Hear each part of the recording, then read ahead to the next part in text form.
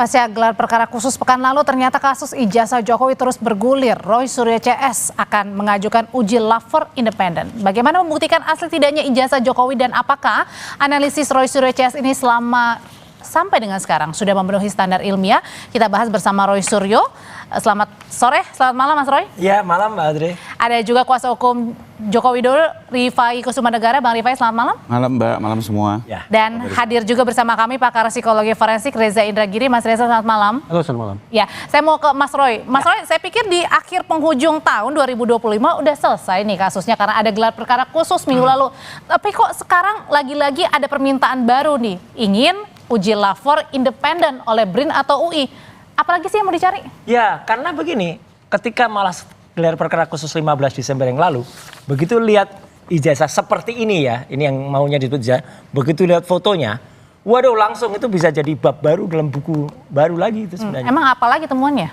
Foto ini sangat-sangat tidak pas atau sangat tidak tepat kalau dikatakan dia sudah berusia 40 tahun lebih. Oke. Sangat tajam, sangat kontras, dan sekali lagi saya harus bilang, saya pernah bilang di Kompas ya, saya itu bukan orang yang baru motret kemarin sore.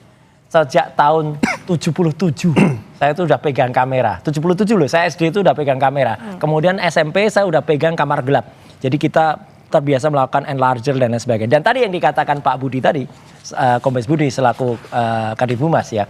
Apa yang ada dalam buku yang ada di tangan saya ini ya, yang ini 700 halaman loh Pak Budi. Okay. Jadi silahkan baca dah kalau memang belum baca. Ya gitu. Ini benar-benar kami tulis dengan ranah yang sangat-sangat ilmiah, sangat-sangat saintifik ya gitu. Jadi artinya saya sih senyum aja lah, masyarakat bisa menilai kok. Nggak mungkin kita bisa nulis 701 halaman ya kalau kita tidak berbekal apa-apa. Dan kalau dikatakan ya kemudian dasar hukumnya apa?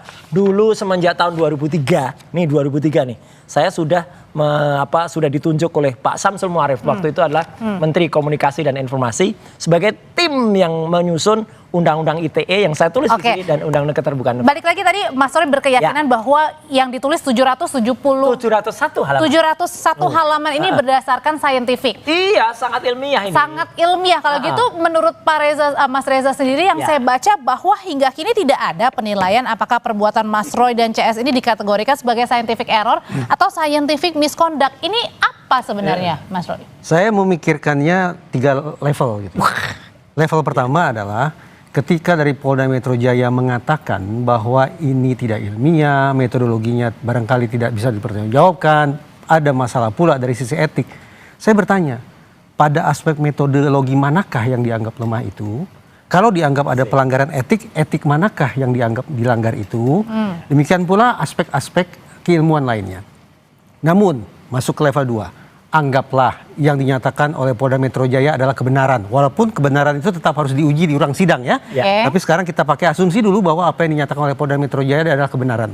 Berarti ada penyimpangan dalam produk itu. Pertanyaannya, penyimpangan di dalam produk ini akan dikategorikan sebagai scientific error ataukah scientific misconduct? Itu apa bedanya Mas? Kalau scientific error adalah kekeliruan yang bisa dikoreksi lewat penelitian-penelitian berikutnya.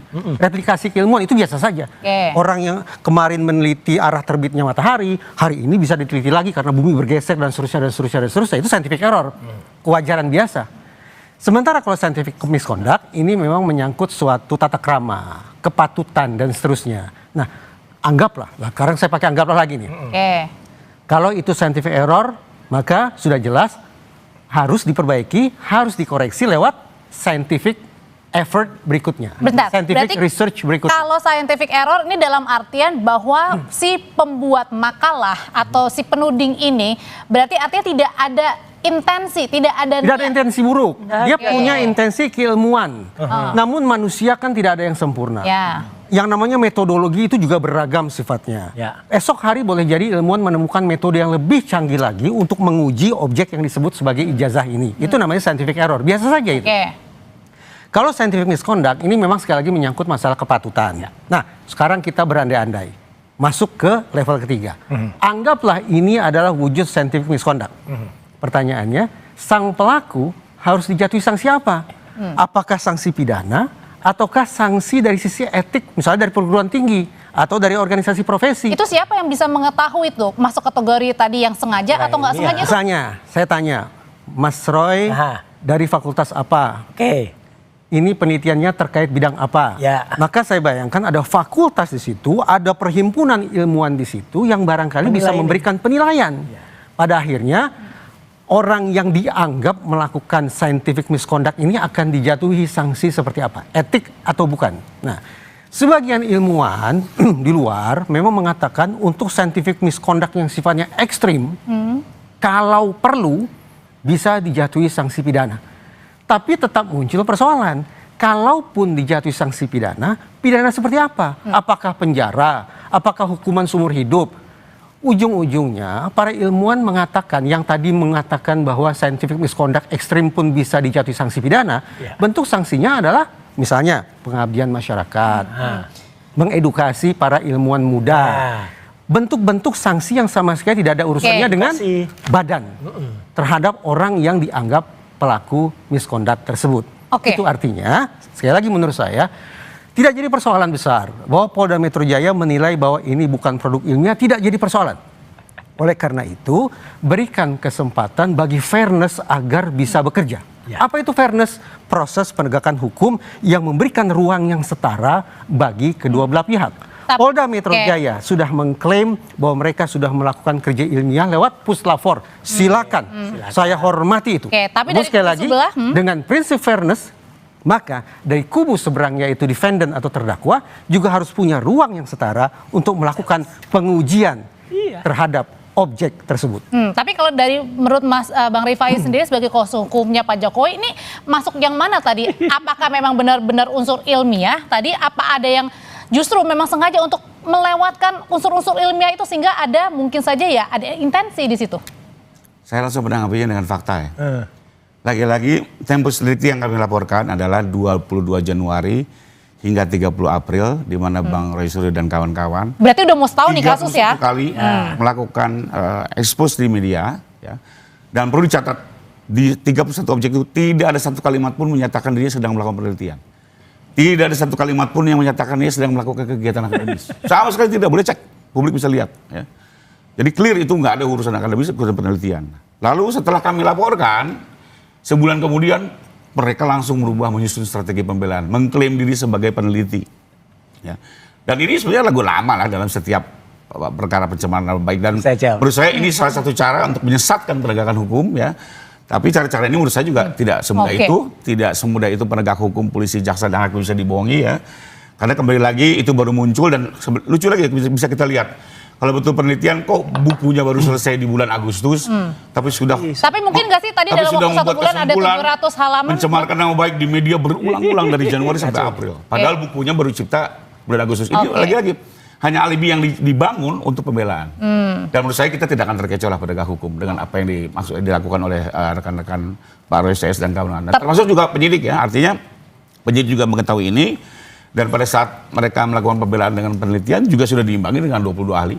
Kalau nggak salah BRI juga sudah diperiksa. Termasuk dengan hari ini meminta sudah banyak disiplin ilmu yang didengar uji lapor independen itu termasuk juga alibi ya?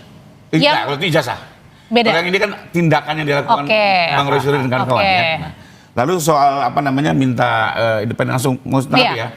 Kembali lagi, saya mengerti ya sebagai pengacara juga saya pernah berjuang untuk itu. Bahwa di tingkat penyidikan itu sebaiknya dibuka juga kesempatan untuk bisa melakukan uji. Ini saya kasih gantian, saya kasih. Nah ini saya kebetulan sekjen Kadin ya. Waktu penyusunan KUHP, saya mengajukan juga agar advokat itu bisa meminta bantuan profesional. Boleh. Nah, ini bagus nih. Saling ilmu. Tapi apa yang terjadi? Tidak dikabulkan oleh DPR. Artinya memang hukum acaranya belum dibuka. Ini saya baru berjuang, belum lama. Tidak dikabulkan. Artinya apa? Kembali lagi pembuktiannya di pengadilan.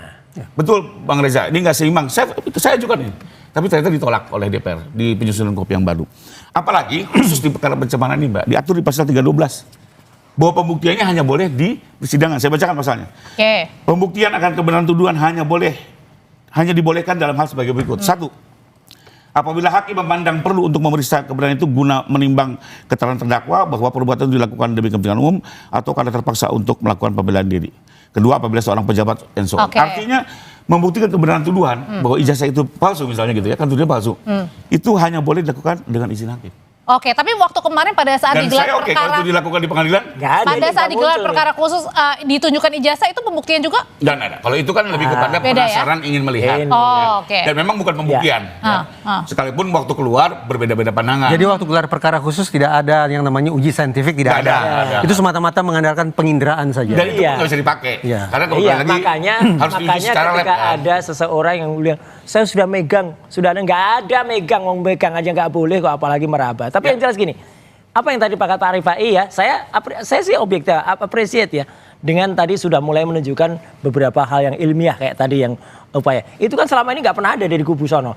Ya, biasanya hanya orasi aja, hanya narasi-narasi yang nggak jelas. Makanya kalau di buku ini sudah dibaca, sekali lagi tolong dibaca. Ya, ini kami itu lakukan apa ya namanya? Ini dijual nggak bukunya? Oh, jelas dijual. Oke. Makanya kan orang yang sudah bisa baca itu akan tahu bahwa apa yang kita memantik kita untuk melakukan pengujian ini adalah peristiwa tanggal 28 Juni 2013. Jadi sudah lama banget, sudah 12 tahun yang lalu.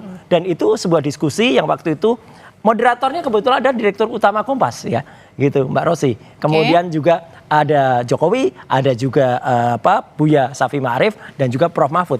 Waktu itu sudah mantik ketika apa? Katanya IPK-nya dua kurang waktu itu. Jadi kan aneh. Nah, itulah yang memicu awal. Jadi sebenarnya meskipun kami itu belum menceritakan membuat buku, tapi sebenarnya risalah-risalah atau jurnal-jurnal sudah ada. Tulisan-tulisan saya udah banyak. Dan satu lagi, ada yang ini perlu saya ini ada yang agak paradok ya. Tahun 2005, kenapa saya berani menuliskan soal apa namanya undang-undang ITE, undang-undang keterbukaan informasi publik. Saya waktu itu yang justru memberikan pemaparan ini ke Mabes Polri. Ini piagamnya, sertifikatnya dari Mabes Polri, Divisi Humas. Ya, jadi ini jauh di atasnya Pak Budi tadi. Gitu tahan dulu sampai di situ Mas Roy. Kalau gitu pertanyaannya Mas Reza tadi dimulai dari awal Januari, ini udah mau 1 tahun nih ya kasusnya nggak selesai. Berbagai tudingan, diundang di TV di mana-mana, kemudian saling beradu argumen karena punya pendapatnya masing-masing sampai dikeluarkan Jokowi's White Paper ini 701 halaman. Sampai dengan sekarang minta lagi uji lapor independen. Pertanyaannya, yang dilakukan Mas Roy Suryo CS ini masuk kategori yang mana kalau gitu? Saya harus katakan saya belum pernah membaca ini. Jadi kalau diminta untuk menilai ini apa, saya tidak tahu. Yang jelas saya tadi sudah memberikan kisi-kisi tentang tahap demi tahap bagaimana semestinya kita menyikapi suatu produk yang disebut sebagai produk ilmiah itu. Nah, demikian pula, nah ini, kasus ini kan sekarang tidak hanya sebuah dialektika keilmuan. Tapi secara menyedihkan, kasus ini sudah masuk sebagai isu pidana. Kata akhirnya ada di siapa? Di hakim. Nah, mari kita pahami bahwa mekanisme pidana adalah mekanisme yang mengandalkan pada sistem adversarial. Apa itu? Sistem bermusuhan. Maksudnya kedua belah pihak saling mengadu segala macam hal. Adversarial. Mereka adu tanding di situ. Di dalam sistem yang adversarial itu ada klausa, yaitu klausa konfrontasi, confrontation clause. Artinya, sekali lagi, setiap pihak sesungguhnya mendapat kesempatan untuk melakukan examination sekaligus cross examination terhadap segala macam hal yang dihadirkan di ruang persidangan. Jangan salah tafsir. Mabes Polri, Polda Metro Jaya ataupun Puslap 4 semestinya kita anggap sebagai lembaga yang independen. Harusnya. Tetapi sekian banyak hakim dalam sekian banyak referensi juga mengingatkan bahwa kita tidak boleh a priori terhadap pihak manapun di ruang sidang. Dengan kata lain, pihak yang hadir di ruang persidangan, jaksa penuntut umum sebagai perpanjangan tangan penyidik, penyidik perpanjangan tangan pihak pelapor.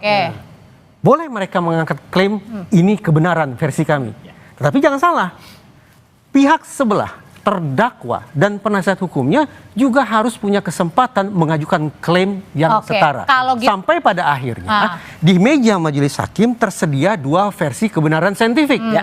Versi terdakwa dan versi jaksa penuntut umum. Biarkan hakim yang pada akhirnya membuat putusan. Kalau gitu jangan-jangan nanti apapun hasilnya nanti juga terus dipertanyakan. Itu persoalan lain. Tetapi yang ingin saya katakan, begini loh sepatutnya tahap demi tahap kita berpikir sekaligus bekerja, mengingat ini bukan lagi isu terkait dengan riset saintifik semata, tapi sudah menjadi isu pidana. Kalau gitu pertanyaannya Bang Rifai, ini terus aja dong sampai 2026 tetap aja ini isu terus tidak never ending atau selesainya di tahun berapa nih sebenarnya? Enggak juga, kalau saya sih melihat kalau ini sebelum kesidangan tidak. Pada satu sidang semuanya akan clear. Sebelum persidangan? Enggak, sebelum persidangan terus akan seperti ini. Oke. Berdialektika tanpa ada ujungnya gitu ya. Tapi kalau sudah persidangan semuanya clear. Kenapa? Karena di situ memang dimungkinkan di pasal 312. Jadi penasihat hukum Bang Roy Suryo tinggal memintakan. Berdasarkan pasal 312, saya minta lakukan uji ulang. Dan kami sendiri nggak ada masalah loh. Mau diuji ulang oleh BRIN apa UI, karena kita yakin tidak asli, mau siapapun juga kita oke. Sepanjang dia independen. Sepanjang independen ya. Tapi kemarin keberatan kalau Bang Roy Suryo yang melakukan pemeriksaan. Oh ya nggak mungkin. Itu ridiculous. Oke. Tapi kena. Saya kasih perumpamaan ya. Ini saya nggak berlebihan bahwa memang di proses penyidikan tuh nggak bisa. Saya kasih contoh. KPK itu dalam menuntut seseorang menentukan kerugian negara. Siapa yang mengaudit? BPKP. Saya sebagai tersangka bisa nggak? KPK, coba saya minta semua dokumen kementerian. Saya mau audit pakai auditor swasta. Pasti ditolak. Karena KPK tetap hanya bilang satu lembaga yang bisa menghitung BPKP. Oke. Begitu juga di penyidikan saat ini. Satu lembaga yang bisa menguji adalah lapor. Mereka juga punya ISO 17.000, 2005 dan segala macam ya. Punya kalibrasi alat dan segala macam. Tapi oke lah, taruhlah kita mau uji. Itu di persidangan sangat dimungkinkan. Oke, kalau gitu pertanyaan selanjutnya. Kita agree aja kalau di persidangan ya. Oke, pertanyaan selanjutnya adalah kenapa dari tim Mas Roy Suryo CS ini menginginkan uji lapor independen? Apakah tidak percaya sama Mabes, sama penyidik? Nanti dulu ya Mas, saya juga tetap bersama kami, tetap ini di menarik nih, dua Sapa Indonesia Malam. nanti menarik.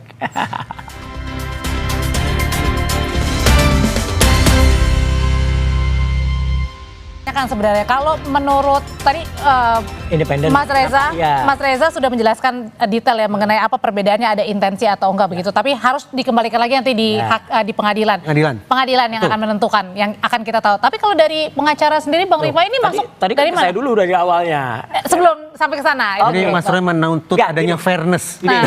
Jadi gini, kenapa kemudian saya mempertanyakan meskipun mungkin istilahnya kata Mas Reza nggak tepat tuh independen ya. Tapi dari satu lembaga saja. Ini soal uji lapor independen dulu ya. Dan apa yang dilakukan oleh kepolisian. Dari Mabes Polri dan Polda Metro ya udah berbeda. Nih gambar ini kan dulu ditampilkan oleh Mabes Polri ya, yang di atas ini. Nah ini ya, yang sebelah kanan ini. Tanggal 22 Mei ini ditampilkan di layar besar. Kemudian Polda Metro menampilkan gambar yang sebelah kanan. Dari ini saja dikatakan kalau kedua ini identik. Identiknya di mana sudah? Yang satu hitam putih, yang satu berwarna.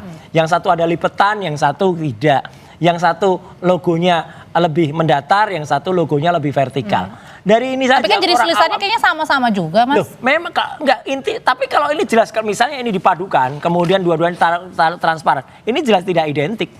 Identik tuh tepat, misalnya proporsinya tepat, dimensinya tepat. Jadi yang mau disampaikan apa nih? Yang disampaikan dari satu lembaga saja, dari kepolisian saja, waktu itu sudah bikin kontroversi ini.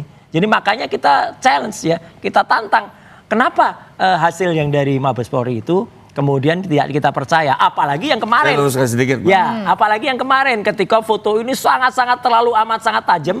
Jadi nggak percaya juga. Jadi nggak percaya juga. Mata saya itu kan mata yang udah lebih dari 48 tahun melihat foto. Oke. Jadi udah kelihatan. Masih terus nggak percaya Bang Rifai? Juara foto mengalahkan Darwis. Oh iya, kalau itu betul. Tapi oke, yang itu juga tuh beda sumber loh Pak. Gak boleh marah. Yang satu itu dari UGM, yang polisi itu dari UGM, itu file UGM. Yang mana nih yang dari UGM? File UGM. Yang satu dari Dian Sandi di sosial media, itu ceritanya kan. Makanya kan nggak sama, tapi dua-duanya identik katanya. Nah kembali lagi sekarang, ini kan bicara, saya nyambung aja lab. Artinya apa? Soal identik tidak identik. Apakah bisa membuktikan palsu tidak palsu? Tidak juga. Ya itulah makanya. Ini kan suatu pengetahuan dasar dan beliau sepakat. Waktu keluar lapor dari Mabes dia bilang itu bukan palsu tidak palsu, itu identik tidak identik. Nah, jadi kembali lagi diuji pun oleh lab lain belum tahu palsu tidak palsu karena dia menjawab tidak identik. Maka akhirnya apa? Biar di pengadilan semuanya selesai. Bingung kan? One stop service ya. Satu, permohonan masuk untuk diuji ulang. Misalnya nih, kalau diuji ulang ternyata sama-sama asli, berarti selesai. Tapi kalau lapor bilang asli, misalnya BRIN bilang palsu, maka hakim juga punya third opinion. Dia tunjuk satu lembaga untuk menentukan yang ketiga. Bisa itu. Oke. Dan hakim bisa leluasa. Oke, tapi sebelum masuk ke pengadilan. Setelah identik tidak identik pun akhirnya apa? Tetap harus dijawab palsu tidak palsu kan? Keterangan saksi perlu didengar, bukti lain harus diperiksa. Sehingga memang apa? Ini harus selesai di pengadilan. Lebih cepat masuk ke pengadilan, lebih clean and clear. Oke, tapi sebelum terang benderang. Bang Rifai, sebelum masuk ke pengadilan, sebenarnya kalau yang tadi kalau kategori ada dua kategorinya Mas Reza katakan termasuk scientific error atau scientific misconduct, ini masuk yang mana? Ada unsur kesengajaan, memang kerja ilmiah atau sebaliknya? Maaf, kalau saya kembali lagi ke fakta, Mbak. Saya nggak mau tergiring dengan pembelaan yang dibangun oleh tersangka, ya. Karena faktanya saya lihat dari tayangan 31 sosial media sejak Januari hingga 30 April It's clear, tidak ada satu kalimat yang menyatakan mereka sedang meneliti, kan bahasanya. mereka sedang melakukan akademis, melakukan Mereka tindakan akademis. pengacara harus Karena itu kami clear. gitu. Kalau kami tahu memang ini betul-betul murni penelitian, ya nggak mungkin juga lah Pak Jokowi laporin, beliau ini juga bijak gitu ya, nggak mungkin. Tapi udah jelas Siapa nggak itu kenal Jokowi? intensinya jelas menyerang. Intensinya adalah menyerang, mendiskreditkan, menuduh palsu. Bahkan waktu itu kalimatnya coba 1 miliar persen, Mbak. Apakah seorang peneliti bisa menggunakan kalimat 1 miliar persen? Oke. Lalu ada kalimat lagi, asingkan Jokowi. Rusak kambingkan Jokowi. Apakah itu kalimat peneliti? Ya. Sehingga kalau kami, mohon maaf, kami tidak melihat ini sebagai upaya penelitian. Oke. Itu saya. Oke, tidak. Bahwa ini digunakan oleh tersangka dan proses hukum, Dan kami hargai. semua kembali Biar nanti di awal sidang masalahnya kausa primanya ya Jokowi itu. Oke, Mas Reza, kalau gitu, kalau kita balik lagi tadi, misalnya uji lapor nih permintaan dikabulkan. Tadi kan 2 ya permintaannya, mau BRIN atau UI ya tadi ya. Oke, katakanlah salah satu itu. Nah, terus hasilnya apakah kalau sama gimana? Kalau beda pun gimana? Hakim itu tanda petik suka-suka saja membuat putusan. Artinya kita memberikan kewenangan 100% bahwa mereka lah sosok yang mampu menghasilkan keputusan demi kepastian, kemanfaatan, keadilan, dan kemanusiaan. Itu tidak usah kita ganggu-gugat. Pertanyaannya lagi-lagi, ini pembekalan ini. Saya tidak lagi bicara tentang otoritas penegakan hukum dalam pengertian polisi atau jaksa. Karena sekarang bolanya betul-betul putusannya ada di hakim. Begini, lantas sekiranya di meja majelis hakim ada 2 versi uji saintifik. Ya. Berbeda satu sama lain. Betul. Lantas bagaimana hakim menyikapinya? Hal ini menjadi relevan, menjadi sangat penting. Kenapa? Karena ini presidennya justru datang dari psikologi. Ketika psikologi tok-tok-tok mengetuk pintu ruang persidangan dan membawa ahli psikologi untuk membantu proses hukum. Psikologi forensik. Ya, betul. Ini sejarah sebetulnya, sejarah psikologi forensik. Jadi dalam perkembangannya ada 2 standar yang bisa dipilih oleh hakim. Pertama, istilahnya adalah Frey standard, standar Frey. Apa yang dilakukan oleh hakim? Hakim relatif menjadi gatekeeper yang pasif. Cukup menilai dari 2 metode ini yang paling populer, yang paling bisa diterima oleh kalangan ilmuwan dalam populasi itu yang mana? Oke, sebentar. Berarti adalah nanti kalau pada saat di pengadilan, hakim ini melihat metodenya, bukan argumennya. Argumen itu kan tercermin dalam metode yang sudah dipilih oleh masing-masing pihak sesungguhnya. Itu standar yang pertama. Gatekeeper pasif, lebih sederhana kerja hakim. Atau memakai standar Daubert. Dalam standar yang satu ini, hakim betul-betul dituntut menjadi seorang saintis. Bagaimana dalam tempo singkat lewat sesi-sesi persidangan, hakim sekejap mata berubah menjadi jago digital, jago telematika, jago matematika, jago fotografi, dan seterusnya. Sekarang realistis. Mungkinkah? Ada nggak? Mungkinkah hakim sanggup seperti itu? Karena itu muncul kritik. Superman. Jangan-jangan kalau kita paksakan hakim memakai standar Daubert, itu laksana memaksa mereka menjadi ilmuwan semu, pseudo scientist. Simpulan hakim nantinya seolah-olah akan jadi junk science, yaitu ilmu rongsokan. Karena itu memang hakim dituntut ekstra hati-hati. Solusinya ada 2. Sekiranya otoritas Mahkamah Agung secara rendah hati mengatakan kami tidak cukup punya hakim yang menguasai ilmu ini, maka terobosan pertama yang bisa dilakukan istilahnya adalah Blue Ribbon Jury. Mungkin di Indonesia bisa diadaptasi menjadi Blue Ribbon Judge. Yaitu di kursi majelis hakim, tunjuklah 1 orang hakim yang sifatnya dadakan. Yaitu maha guru di bidang digital yang diberikan kesempatan untuk duduk bersanding dengan 2 hakim lainnya. Itu apakah harus memang hakimnya berasal dari Indonesia atau orangnya harus? Orangnya? Tidak persoalan apakah hakim Indonesia, hakim luar Indonesia, tetapi pokok dari Blue Ribbon Jury adalah menghadirkan hakim yang bukan generalis, tapi betul-betul hakim yang spesialis. Nanti malah ada pertanyaan, lah berarti ada sosok biru lagi nanti gitu. Oke. Nah, lanjut. Saya tanya dulu. Nah, itu versi yang pertama, solusi yang pertama, yaitu mendatangkan hakim yang betul-betul spesialis. Dan itu maksudnya yang tidak diketahui juga sama. Mereka tidak ada urusan, mereka tidak punya urusan untuk memilih siapa hakim itu. Atau solusi yang kedua, hakim, ya ini namanya judicial activism ya. Hakim mengatakan sekiranya memungkinkan untuk dilakukan uji bersama. Nah, jadi dari yang semula adversarial, confrontation clause, sekarang gabung kalian. Lakukan ujian bersama. Seperti apa hasilnya? Intinya, dari semua apa yang saya sampaikan ini, intinya adalah proses penegakan hukum dari hulu sampai hilir, termasuk di ruang sidang, tidak boleh menjadi mekanisme yang a priori. Yang menganggap kebenaran serta-merta berada pada satu pihak saja. Semua hal termasuk apa yang diyakini sebagai uji saintifik ini harus terbuka untuk diuji tandingan di ruang persidangan. Oke. Oke, jadi berarti artinya adalah pada saat mengadili kasus ini betul-betul hal yang sulit juga atau permasalahan yang sulit Harus sebenarnya. diakui sulit. Iya. Harus diakui sulit. Kenapa? Ya, ini dengan segala Bukan rasa sulit hormat lagi, sangat saya. sulit ya, Mas? Dengan segala rasa hormat saya ke Bapak Ibu Hakim ya, karena kebetulan saya mengajar di Pusdikat Mahkamah Agung. Menurut saya Indonesia belum punya hakim dengan kecakapan ilmu dan pengetahuan yang memadai di bidang yang tengah diperkarakan ini. 30 tahun. Saya punya pengalaman Oke. cerita sedikit Kita tentang sudah bagaimana selesai? hakim menggali Iya. kebenaran Oke, material. singkat aja, singkat sekali. Jadi waktu itu klien saya kena getah bening, kami minta pembantaran, sudah ada surat dokternya, ada ahlinya, sudah memberikan keterangan. Tapi akhirnya Jaksa membantah Oke. dengan dokternya Oke. juga, mereka punya rumah sakit kejaksaan. Hakim akhirnya apa? Dia menunjuk rumah sakit independen yang dia yakini Nah, itu cocok. mencari jalan. Intinya? Diputuskan dan keluar akhirnya hakim yang putusan ketiga ini kan harus Oke. memilih kiri atau kanan kan? Iya. Akhirnya dipilih boleh pembantaran. Nah, Oke. Ini salah satu caranya. Oke, kalau oke. ada dua kontra ya. Tapi kalau ternyata pas permohonan Bang Roy ternyata juga menyatakan Punya? ini asli ya sudah Oke. selesai. iya, Oke. hakim belajar fotografi 30 tahun nih belajar fotografi. Oke. Tahun 95. Kalau gitu masih panjang ya nanti ya, masih 2020 berapa saya juga nggak tahu. Terima kasih kalau gitu Mas Roy, Siap. Bang Rifai, Sama-sama. Mas Reza, terima Terima kasih. kasih. Selamat malam semuanya.